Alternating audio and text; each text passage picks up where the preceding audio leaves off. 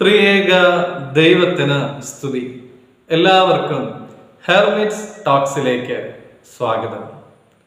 ഇന്ന് പെന്തിക്കോസ്തിക്ക് ശേഷം വരുന്ന 8ാമത്തെ ഞായറാഴ്ച. ഇന്നത്തെ വിശുദ്ധ ഏവൻഗേലിയോൻ ഭാഗം വിശുദ്ധ മർക്കോസ് എഴുതിയ സുവിശേഷം 8ാം അധ്യായം 1 മുതൽ 10 വരെയുള്ളതായ തിരുവചന ഭാഗങ്ങളാണ്. പെന്തിക്കോസ്തിക്ക് ശേഷം ഇത് 4ാം തവണയാണ് നമ്മുടെ കർത്താവ് തൻ്റെ അടുക്കൽ വന്നിരുന്ന ആളുകൾക്ക് തൃപ്തി നൽകുന്നതായ വേദഭാഗം വായിക്കപ്പെടുന്നത്. എന്തിനു വേണ്ടിയിട്ടാണ് ഈ വേദഭാഗം വീണ്ടും വീണ്ടും ഇങ്ങനെ വായിക്കപ്പെടുന്നത്? തന്നോടുകൂടെ പാർക്കുന്ന, തന്നിൽ ആശ്രയം വയ്ക്കുന്ന ഓരോ മനുഷ്യനും തളർന്നു പോകാതിരിക്കേണ്ടത് ഓരോ ക്രിസ്തു ശിഷ്യന്റെയും കടമയാണ് എന്ന് നമ്മൾ ഓരോരുത്തരെയും ബോധ്യപ്പെടുത്തുവാൻ വേണ്ടിയാണ്. കർത്താവ് തന്റെ ശിഷ്യന്മാരോട് ചോദിക്കുന്നുണ്ട്, നിങ്ങളുടെ പക്കൽ എന്തുണ്ട്? ശിഷ്യന്മാരുടെ പക്കൽ ഉണ്ടായിരുന്നതാണ് നമ്മുടെ കർത്താവ് വാഴ്ത്തി വർദ്ധിപ്പിച്ച് നൽകിയത്. പ്രിയമുള്ളവരെ, നമ്മുടെ പക്കൽ എന്തുണ്ട്? നമ്മുടെ പക്കൽ ഒരുപാട് കാര്യങ്ങളുണ്ട്.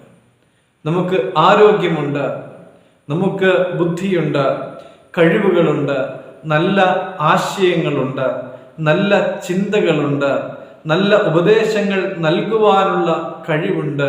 നമ്മുടെ അടുക്കൽ പണമുണ്ട്, നമ്മുടെ അടുക്കൽ നേതൃത്വ പാടവമുണ്ട്. ഇങ്ങനെ ഒരുപാട് കാര്യങ്ങൾ നമ്മളുടെ അടുക്കലുണ്ട്.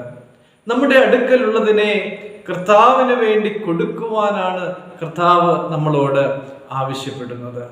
നമ്മുടെ അരികിൽ നിൽക്കുന്നവർക്ക്, നമ്മുടെ സുഹൃത്ത് വലയത്തിലുള്ളവർക്ക്, നാം ഇടപെടുന്നതായ മേഖലകളിൽ ഉള്ള ആർക്കെങ്കിലും എന്തെങ്കിലും കൊടുക്കുവാനായിട്ട് നമുക്ക് സാധിച്ചിട്ടുണ്ടോ? ദൈവം നമുക്ക് നൽകിയ നന്മകളിൽ നിന്ന് മറ്റുള്ളവർക്കായി പങ്കുവെച്ച് ദൈവനാമം മഹത്വപ്പെടുവാൻ ഉതകം വിധം കൊടുക്കുവാനായിട്ട് കർത്താവ് നമ്മളോട് ആവശ്യപ്പെടുകയാണ്. അപ്പോസ്തല പ്രവൃത്തികൾ 20ാം അധ്യായം 35ാമത്തെ തിരുവചനത്തിൽ വാങ്ങുന്നതിനേക്കാൾ കൊടുക്കുന്നതാണ് ഭാഗ്യം എന്ന് നമ്മുടെ കർത്താവ് പറഞ്ഞത് ഉദ്ധരിച്ചിരിക്കുന്നത് നമുക്ക് കാണുവാനായിട്ട് സാധിക്കും. പ്രിയമുള്ളവരെ, പങ്കുവെക്കുവാനുള്ളതായ മനസ്സ് നമുക്ക് ഉണ്ടാകണം. ലഭിച്ച നന്മകളിൽ നിന്ന് കൊടുക്കുവാനായിട്ട് നമുക്ക് സാധിക്കണം. അങ്ങനെ കൊടുക്കുന്നവന് ലഭിക്കുന്നതായ ആ വലിയ ഭാഗ്യം എന്താണെന്ന് വെച്ചാൽ അത് പരിപൂർണമായ സംതൃപ്തിയാണ്. പരിപൂർണമായ സംതൃപ്തിയും യഥാർത്ഥമായ സമാധാനവും അനുഭവിക്കുവാൻ, സന്തോഷത്തോടെ ജീവിക്കുവാൻ, പങ്കുവെക്കുവാൻ, മറ്റുള്ളവർക്കായി കൊടുക്കുവാനുള്ള മനസ്സ് ദൈവം നമുക്ക് നൽകട്ടെ എന്ന് പ്രാർത്ഥിക്കാം. ദൈവം അനുഗ്രഹിക്കട്ടെ.